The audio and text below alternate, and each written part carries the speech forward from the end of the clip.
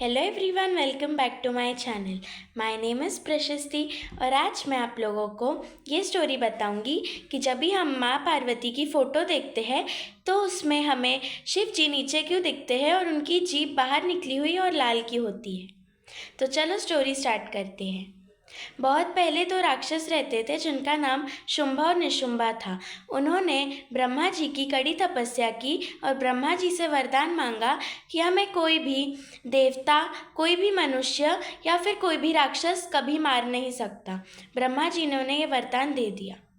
वो थोड़े टाइम बाद सब जगह पे बहुत ज़्यादा हल्ला करने लगे, सबको परेशान करने लगे। तीनों लोक पे उन्होंने अपना कब्ज़ा जमा लिया।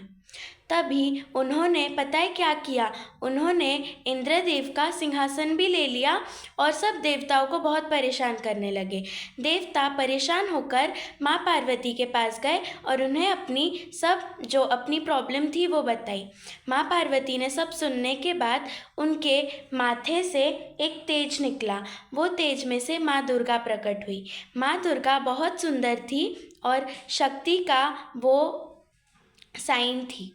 उन्होंने वहाँ पर जब शुंभा और निशुंभा को ये पता चला कि माँ दुर्गा आई है और वो एक देवी है, तो उन्होंने ये सोचा कि हम उनसे शादी कर लेंगे।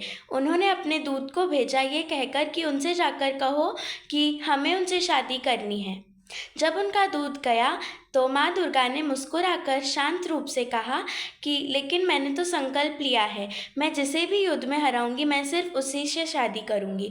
दूत ने जाकर जब ये शुंभा और निशुंभा से कहा तो वो दोनों बहुत ज़्यादा गुस्सा हो गए और उन्होंने अपने एक राक्षस को बोला जिसका नाम धूम्रलोचन था कि जाओ और अगर उससे पहले अच्छे से कहना कि उनसे शादी करो। अगर उन्होंने नहीं सुना तो उसे बाल से खींच कर ले आना। धूम्रलोचन गया और उन्होंने माँ दुर्गा से कहा कि आप शुंभा और निशुंभा से शादी कर लीजिए, नहीं तो मुझे आपके बालों से खींच कर ले जाना पड़ेगा। माँ दुर्गा ने कहा कि अगर तुम मेरे पास भी आए तो तुम मर जाओगे। धूम्रलोचन दौड़ कर गए और माँ पार्वती को मारने के लिए हाथ उठाया। तभी माँ दुर्गा की जो शेरनी थी वो आई और उन्होंने धूम्रलोचन को मार दिया। उसके बाद और दो राक्षस आए जिनका नाम था चांडा और मुंडा। माँ ने उन्हें भी मार दिया। तब से हम माँ दुर्गा को चामुंडा देवी भी कहते हैं। उसके बाद और एक राक्षस आया जो बहुत खतरनाक था, जिसका नाम रक्त बीज था। उसे एक ऐसा वरदान मिला था कि जहाँ भी उसका रक्त यानी उसका खून गिरे वहाँ पर उसके जैसा और एक राक्षस पैदा हो जाएगा। इसे मारना बहुत ज़्यादा मुश्किल था, तो भी माँ दुर्गा ने माँ काली का रूप लिया और जहाँ भी उसका खून गिर रहा था माँ काली उसे पी रही थी। माँ काली ने उसको ख़त्म कर दिया और उसका पूरा खून पी लिया।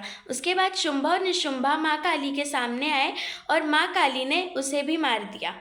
माँ काली इतनी ज़्यादा अनकंट्रोलेबल हो गई थी और वो बहुत ज़्यादा क्रोधित हो गई थी, रौद्र अवतार में आ गई थी। सब देवता बहुत ज़्यादा परेशान हो गए। माँ काली उनके सामने जो भी आ रहा था सबको मार रही थी। सब देवताओं परेशान होकर शिव जी के पास गए और शिव जी से कहा कि माँ दुर्गा को रोकना पड़ेगा, नहीं तो सब मर जाएंगे। तभी शिव जी ने बड़े ही शांति से कहा, मैं इसे बहुत अच्छे से संभाल सकता हूँ, मैं जाता हूँ। वहाँ पर बहुत सारे मरे हुए लोग पड़े थे। शिव जी उनके बीच लेट गए और माँ काली तांडव करने लगी। माँ काली ने जब गलती से शिव जी के छाती पर पैर दिया तो उन्हें रियलाइज़ हुआ, अरे ये तो मेरे पति है, ये तो मेरे शिव जी है। और गलती और शर्म से उन्होंने अपनी जीभ बाहर निकाली। आप देखते हो जब भी हम कोई गलती करते हैं तो हम गलती से ऐसे करके जीभ बाहर निकालते हैं। माँ काली ने भी अपनी जीभ बाहर निकाली और जब भी हम फोटो में देखते हैं तो हम यही देखते हैं कि माँ काली के नीचे शिव जी है और उनकी जीभ बाहर निकली हुई है और लाल है।